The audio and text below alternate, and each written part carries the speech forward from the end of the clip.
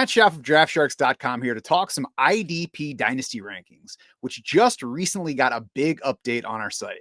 Let's start with what that means. Now, in most places, updating the Dynasty rankings means some guy like me sits down, goes into the site admin, and drags players up or down the rankings, slotting each guy into a spot at his position that feels right. But ours work different. They build off of our current season projections. And that's why you might have noticed big changes lately if you're a DS insider who plays Dynasty with IDPs. I just recently wrapped up our initial IDP projections for 2025.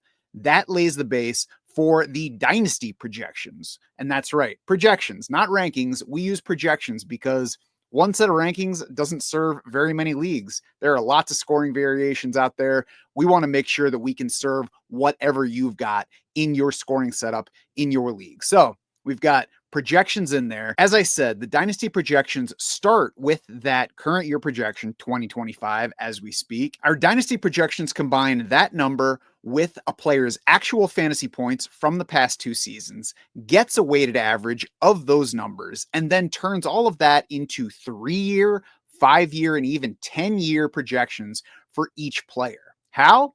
Well, we've done the research, looking at every position, looking at different types of players within a position, and finding out when guys have historically peaked in their fantasy production and when it starts to wane, when they really start to wind down. We have built aging curves for every position group. We have retirement rates, which is the likelihood that a given player will see his career end at any point. And we combine those with the weighted projections that I mentioned earlier to further project that player's production across those 3-year, 5-year, and 10-year spans. Like I said, you will see that reflected as a player's 3D value plus on the Dynasty rankings pages. What does that mean? You know, obviously a young productive player is going to get a boost in the Dynasty rankings versus a similar producer who's 5 years older. So sometimes I might look at those results and think, I'd rather have this guy that's ranked a couple spots below the younger guy. You know, maybe this guy I just trust because I've seen him do it, and the younger guy hasn't done as much, so he doesn't make me feel as comfortable. But you know what? I'm biased. So are you. We all are. And that's really the point of building out this whole process, as opposed to just dragging the players to where I think they belong every year. Of course, I don't leave it totally up to algorithms. I know Fred Warner's a better bet. I know that Fred Warner's a better bet to keep producing over the next 2 years than, you know, that 23-year-old with some upside. So I'll make some sensible adjustments along the way. Maybe that's altering a guy's current year projection because I realize that I either have him overrated or underrated. Or maybe the current season's fine, but I want to adjust a little bit because this player is much iffier going forward. Maybe I like him this year, but I know there's a chance that he doesn't actually work out. And so I'm not ready to bet on him over the next 3 years. Whereas Roquan Smith, I have a pretty good idea what he's going to give me over at least the next couple. If I monkey too much with those numbers, though, I'm going to mess up the advantage that our system is built to give you in the first place. And really, that serves as a guardrail against me simply ordering these guys by my feeling. It's important because those projections power all of the Dynasty tools on our site. They allow the player values to custom fit your specific format when you sync your league on DraftSharks.com. And they feed into all the tools such as the Dynasty Draft War Room when you're drafting your team, when you're picking rookies, the trade value charts when you're looking at player values and starting to work on some trade ideas. And of course, the Dynasty Trade Calculator, which just is a much more robust trading tool when you're really ready to get into it and improve your team and make sure that you're better than the rest of your league. So that's a bit of the process, but I know that you're here to find out which players sit where. You can see the entire IDP Dynasty rankings on DraftSharks.com and then sync your team to see exactly how you value those players within your specific system. But let's get right to it. I'm going to go top 5 by the position groups, and we'll start with D-linemen, where the top 3 are all tied in 3D value plus. And it's important to look at those numbers to kind of figure out where the tiers are. I would go more by that than one player being above another. Like if I look at a set of rankings and a player is one spot above another guy, those aren't 2 players that I'm trading for each other in either direction. I need some space. I need to involve some other positions. So look for tier breaks if you're trying to decide who's a sell, who's a buy, who to target, who I really like significantly more. And look at those values, look at the gaps between them, and look at those values versus the other positions. Because really, that's the ultimate point of this value system, is to be able to compare across positions. You'll notice some big differences there, where even guys high up in a specific IDP list wouldn't rate nearly as high among the offensive players in your league. That's important to keep in mind as you're figuring out how to trade. Top 5 D linemen. I'm starting with Will Anderson Jr. I was a little bit skeptical coming off of his first year. Not that he wouldn't be good, but I didn't know if I would like him this high, this soon. If you look at Will Anderson Jr.'s raw numbers from 2024, it looks a little disappointing, but he was dealing with some injuries, including a nagging ankle problem. He still finished 20th among edge players in total pressures to go with his 11 sacks, just 35th in pass rush snaps. So he was productive despite playing not that many snaps, again, because of the injury issues. Dealt with that nagging ankle injury. He still has youth on his side. Anderson is just 23 and a half as we speak. That makes him a year younger than Aidan Hutchinson, 2 years younger than Micah Parsons, and 4 years younger than Max Crosby. And that's significant because those just happen to be the next 3 guys on this list. And I don't think Hutchinson, Parsons, or Crosby really needs much explanation. All those guys are still young. Crosby a little bit less so than the others, but they're all still relatively young, or at least in their prime. They've all been very productive, and they should all stay in your IDP lineups. Obviously, anybody is tradable, but these are not guys that I would be looking to sell. Rounding out the top 5 on D-line is Jared Verse, who is coming off a rookie season that found him just 24th among D linemen in fantasy points, depending on your format. But the format that I go by as the default, finished 24th.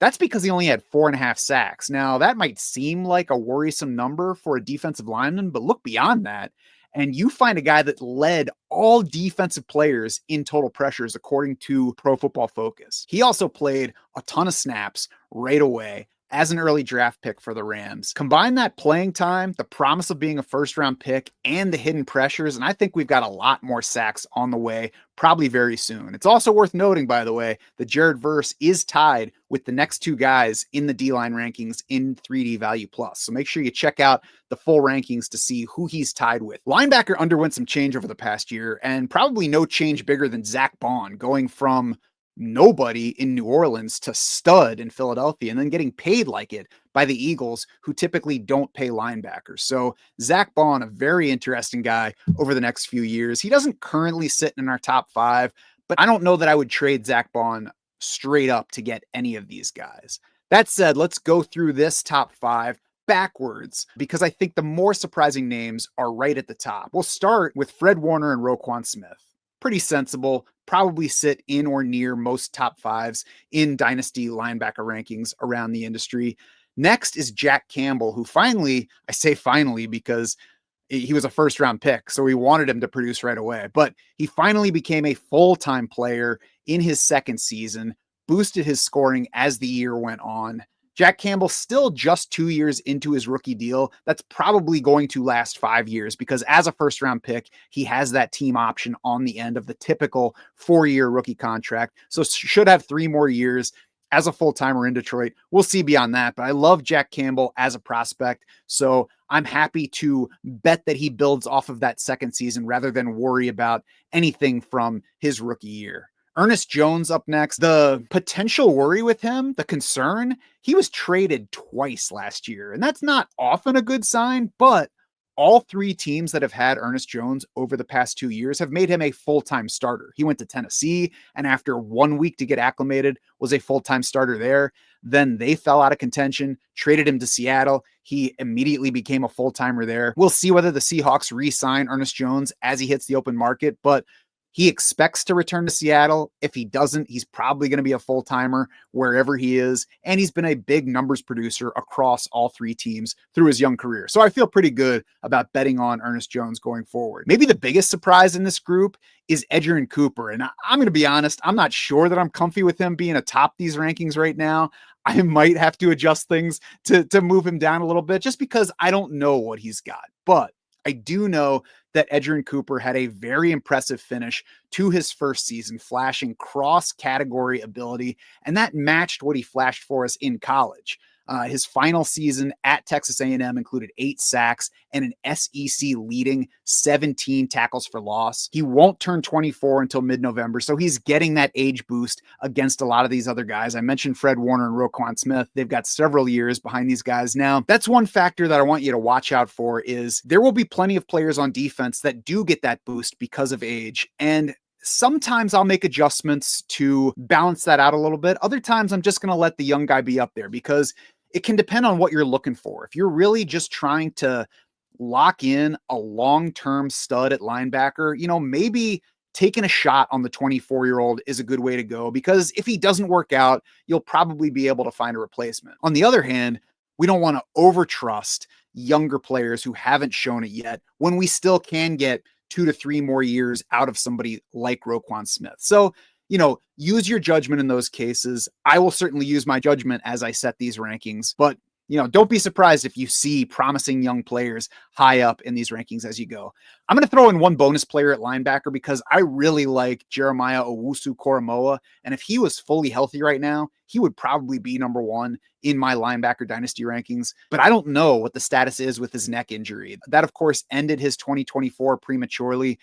We don't really have clarity yet on when the Browns expect him back on the field. I'm going to have to dig further into it and see what we hear. And of course, I would hope that we'll hear more as we get toward the NFL draft and then toward the offseason program. So if JOK is back on the field for that stuff well ahead of training camp and the neck doesn't sound like it's going to be an issue, then I love him going forward. And fortunately, it's a position that we probably can take a shot on him. So for now, I'm not dumping him, but I'm probably also not going after him. And I'm honestly not sure where to rank Jeremiah Owusu-Koramoah. If you like what you hear from me on here or any of the other videos you see on here, we'd love you to let us know. Subscribe to the YouTube channel, follow or subscribe to the podcast on your favorite listening service.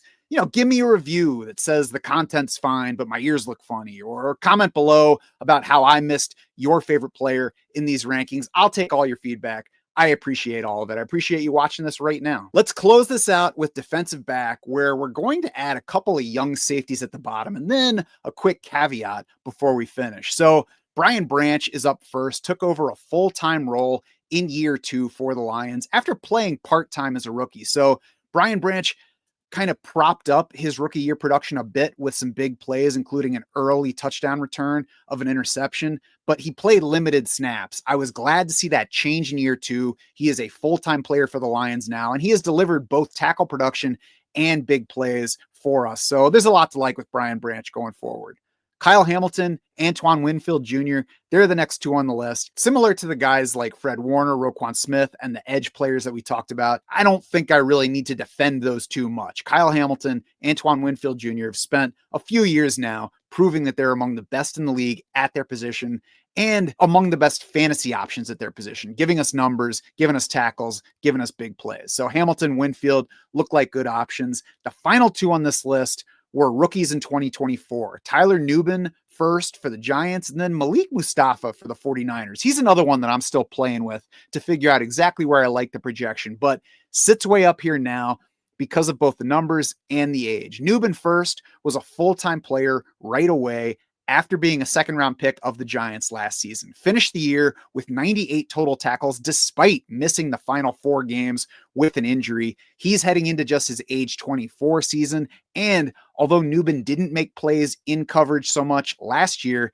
he snagged 13 interceptions across his college career. So I think we should expect more turnover plays to come. That will make him look like an even better fantasy asset going forward. Mustafa will not turn 23 until this coming June. He arrived as a 4th-round pick of the 49ers last year, and so it wasn't a surprise that he opened the year not really in the defensive plans, but they had multiple injuries among their safeties, and Mustafa stepped in early and then stayed in the picture really throughout the year. The playing time wavered a little bit, but he was pretty much a full-timer from the time he entered the lineup until the end of the year. Showed potential as both a tackle collector and a coverage player. Like I said, honestly might be a player that I have a little overprojected at the moment. I did call these the initial 2025 projections because, I'm guessing at some team situations who's going to start, who's not going to start, which players might return. I didn't project many of the free agents, so we have some of those guys to add to teams. I didn't project any of the rookies yet, so those players will, of course, affect many situations. But I did want to just leave Malik Mustafa in this position for now so that we could talk a little bit